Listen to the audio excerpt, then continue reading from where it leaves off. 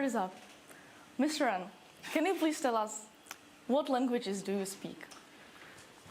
Well, I speak Czech, obviously, with a strong Moravian accent. I speak English, German, a little bit of Russian and Ukrainian. Great. Judith, what languages do you speak? English, Slovak, and Czech.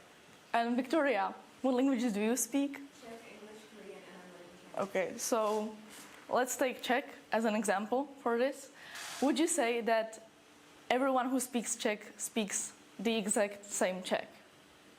Probably not. Yeah, like that makes sense, because the way we speak form us who we are as a person, and it reflects on how we see the world, and it is influenced by many factors, and it makes us our own unique person. As I said, sorry guys.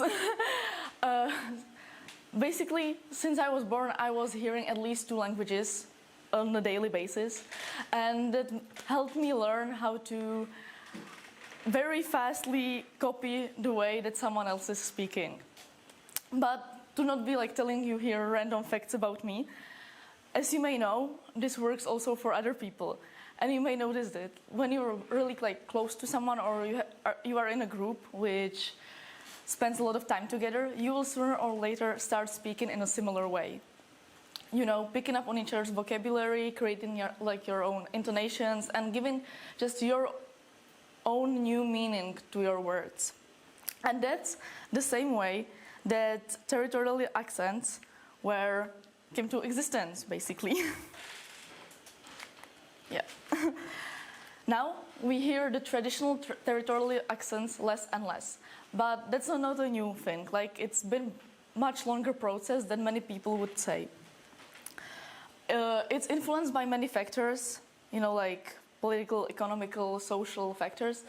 For example, the industrialization, urbanization, and easier population mobility, as well as it is influenced by increase in education and literacy of the population.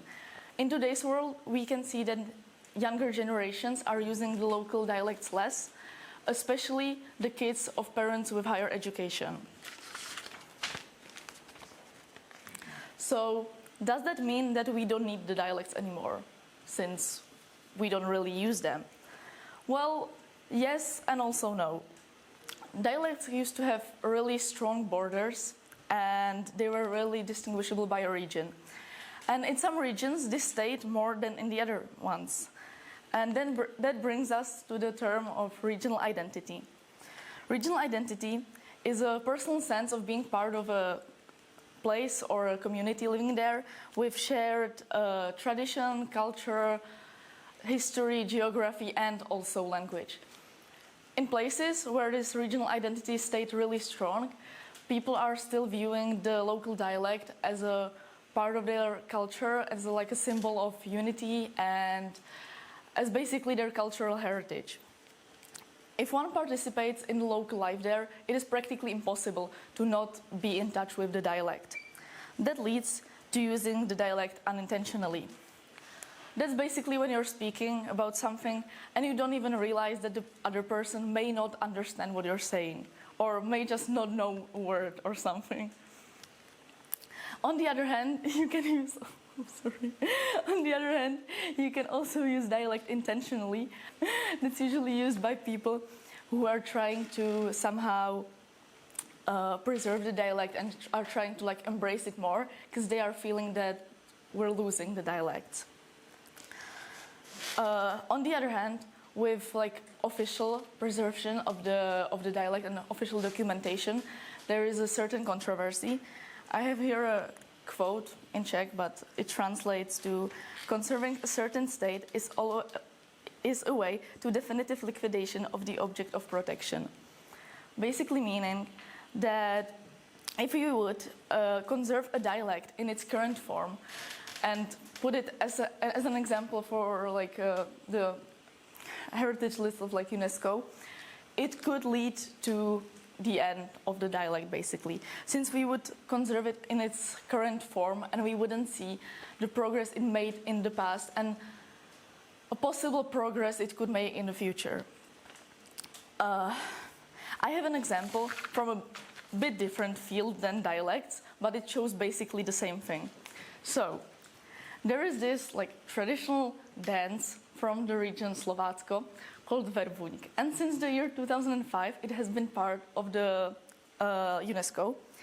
And from then on, the dancers must adhere to the described form that's there, and basically no innovations are allowed. And that's what people are afraid would happen also with like a dialect and a speech, and basically it would turn into an artificial maintenance.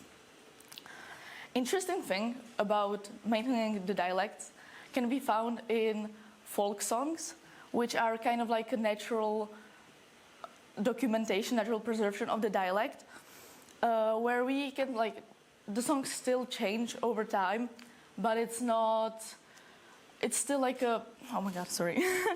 The song still changes over time for people to be able to sing it and to pronounce, but it's still a good documentation of what the dialects used to be. Also, it gives us an idea of what the world used to be like, based on who would sing that songs and from which part of the Czechia or of the country the song is. So basically, that and more can be found in our words and in just what we are saying, and in how we present ourselves. It is about where we're from, who we are, and how we connect with the people and the world around us. Because language is not a static thing, but it's a living thing, and it's shaped and it's constantly shaped by people who use it. So maybe the question shouldn't be, what languages are you speaking, but what stories does your language tell? That's all.